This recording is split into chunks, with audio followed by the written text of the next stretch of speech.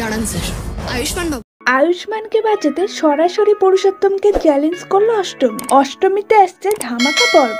জি বাংলায় শুরু হওয়া জনপ্রিয় একটি ধারাবাহিক হলো অষ্টমী। কয়েক মাস হলো শুরু হয়েছে এই ধারাবাহিক, তার মধ্যেই দর্শক মহলে সাড়া ফেলে দিয়েছে জি বাংলার এই মেগা অতিলৌকিক গল্পের আলোতে শুরু হওয়া এই ধারাবাহিক অন্যায়কে বিনাশ করে ন্যায়কে প্রতিষ্ঠিত করে।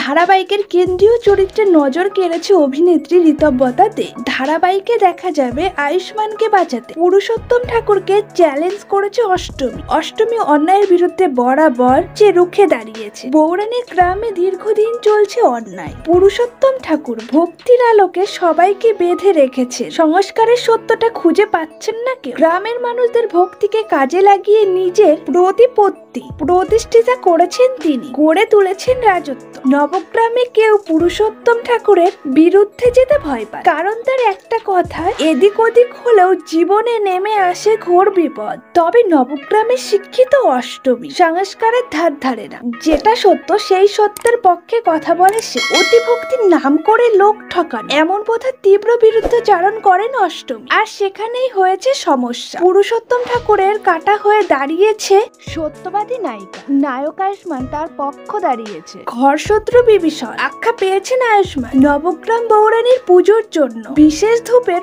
প্রয়োজন হয়। সেই ধূপ শেষ হয়ে যেতেই রুদ্রমূর্তি ধারণ করেন পুরুষোত্তম ঠাকুর। আয়ুষ্মান কেন আগে খেয়াল করেনি যে বৌরানীর পুজোর ধূপ শেষ হয়ে গেছে? সরাসরি আয়ুষ্মানকে মারতে যান পুরুষোত্তম। ঠিক সেই সময় আয়ুষ্মানকে আগলে দাঁড়ায় অষ্টমী। পুরুষোত্তমকে চ্যালেঞ্জ করে বলে, বৌরানীর পুজোর ধূপ বাড়িতেই তৈরি হবে, কিন্তু সমস্যা দেখা দেয় কিছু পরে। কারণ এই ধূপ তৈরির জন্য বিশেষ উপকরণ প্রয়োজন। সেই ধূপের উপকরণ একমাত্র পুরুষোত্তম ঠাকুরের ঘরেই আছে। অষ্টমী ঠিক করে চ্যালেঞ্জ যখন করেছে তখন ঠিক সেই উপকরণ সে জোগাড় করবে। প্রয়োজন হলে চুরি করবে, কিন্তু চুরি করতে গিয়ে শব্দ করে উল্টে যায় ফুলদানি। এরপর কি হবে? অষ্টমীকে কি এবার পাকড়াও করে ফেলবে পুরুষোত্তম? ধামাকা পর্ব নিয়ে আসছে অষ্টমী। কথা রাখবি, দরকারে চুরি করবি।